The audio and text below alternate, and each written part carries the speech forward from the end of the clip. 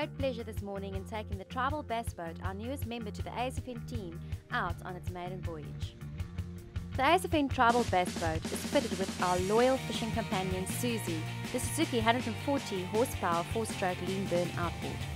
So I started off with first fishing a fluke on a Texas rig, just moving it a bit faster, maybe get that reaction, a bit more of a reaction bite than just fishing a motor rig, which is more weightless, and just pitching the head or putting the baits next to the edge here to see, because it's still fairly early morning.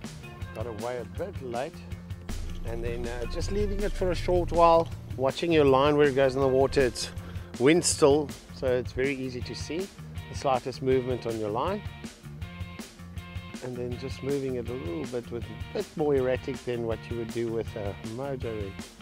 See the carp spawning in the back there?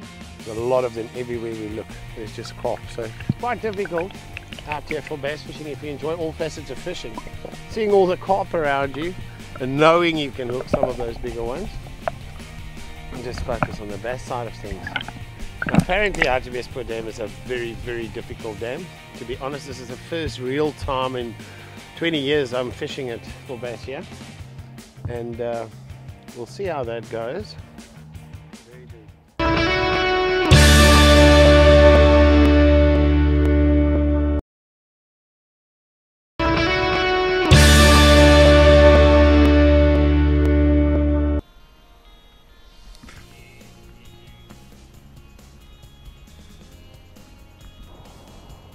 Okay, now I don't know who finds the jerkbait more irresistible, me or a bass. I just lost a very nice one there, and then just put one out this side and quickly got a little one, but at least got one on the line. Now it's important when you're fishing a jerkbait, fairly clear water. The water is slightly off color here, so using a darker, more natural looking, but still got that orange feather on the back basically. The main thing is to create that erratic action. So you fish slack line and you hit it or literally jerk it with your rod to create that erratic movement in the water, and they just can't leave it. Little bass, but nothing wrong with that.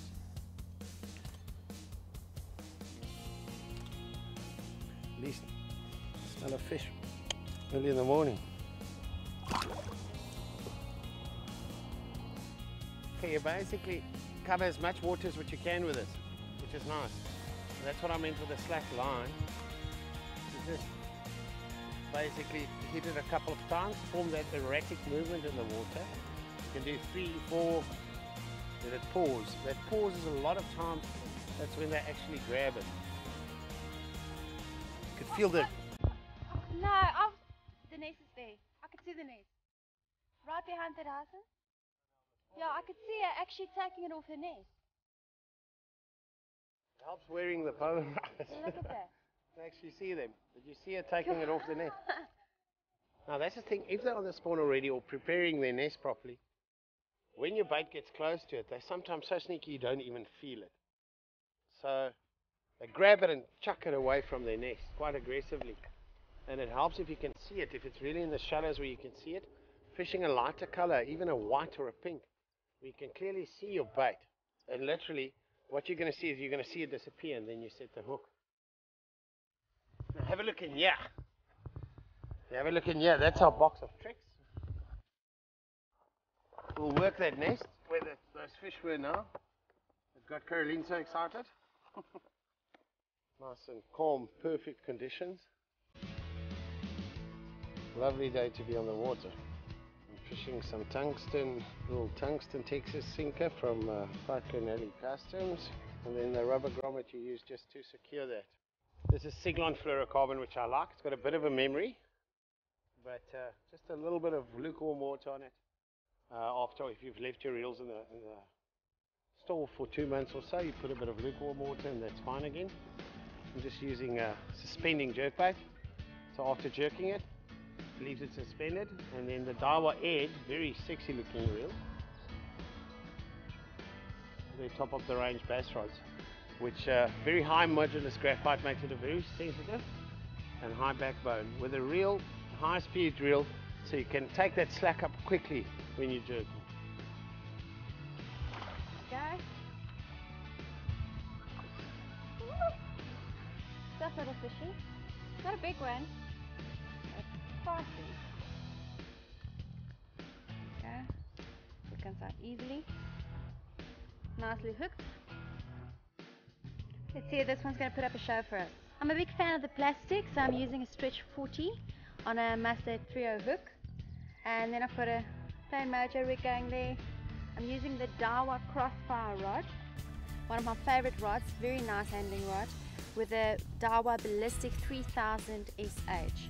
Very nice reel, very comfortable casting reel, nice retrieving, and I've got that packed with some Dawa tournament braid. Easy casting, easy to fish with.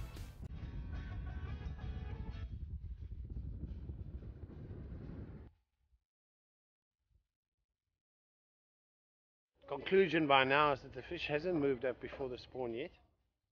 We found a couple of smaller fish here and there and lost about 3 nicer fish on hookup. So yeah, we moved around to the dam wall side, just fishing the boat houses, the walls here, and see maybe they're here, deeper water closer. If they haven't moved up, there's a bit of a cold front this morning.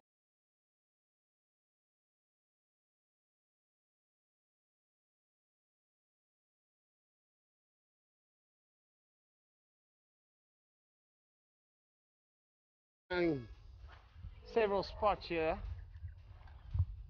and really battling to get a bite. We're on the jerkbait here and we came to this reed patch here. And I finally got a bass interested.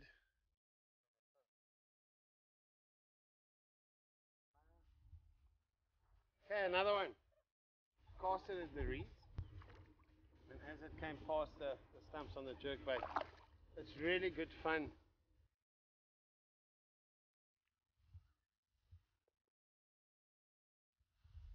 Here we go. Nice little bass. No, deserves another kiss.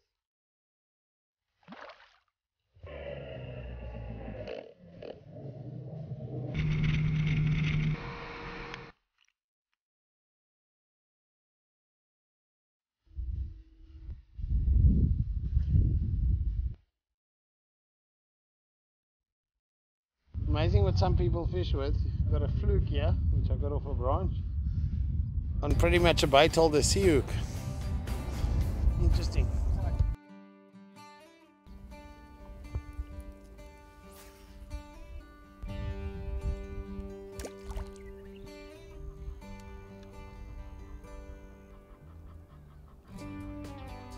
Early spring still. As I pulled in front of that jetty, about 4 or 5 bass followed this jerkbait. Now, it's essential that your water must be clear to use these jerkbaits, and it's late afternoon, so I'm using a fairly dark suspending jerkbait. Jerk it a couple of times and you make it erratic. The whole idea is to get it to swim erratic. And I saw 5 bass following this thing. We tried to get it under the underwater camera. As I cast it to try it again, it actually grabbed it, but a bit far from the camera. Oh, it's got 2 hooks, so I'm going to just take it out quickly. There we go. Not a big fish, but there's a whole shoal of them, a whole bunch of them together. Very good time of the year to actually fish with jerkbait. And there you go, you can see the water's nice and clear here. Using a fairly dark jerkbait and a bit of color. So the water is slightly brackish here in this color, but with about a 2 meter visibility.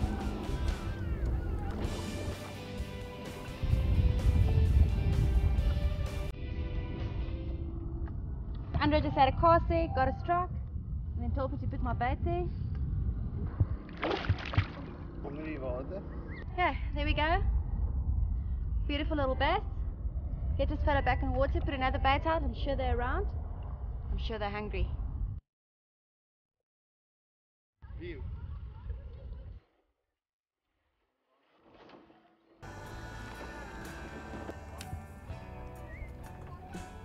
There we go, on the edge of the jetty. Right there by the point.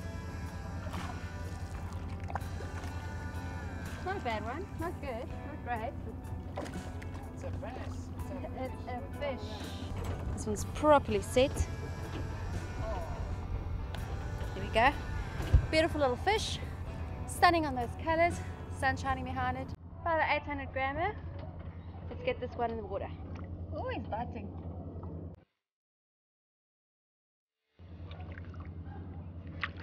Jumps today.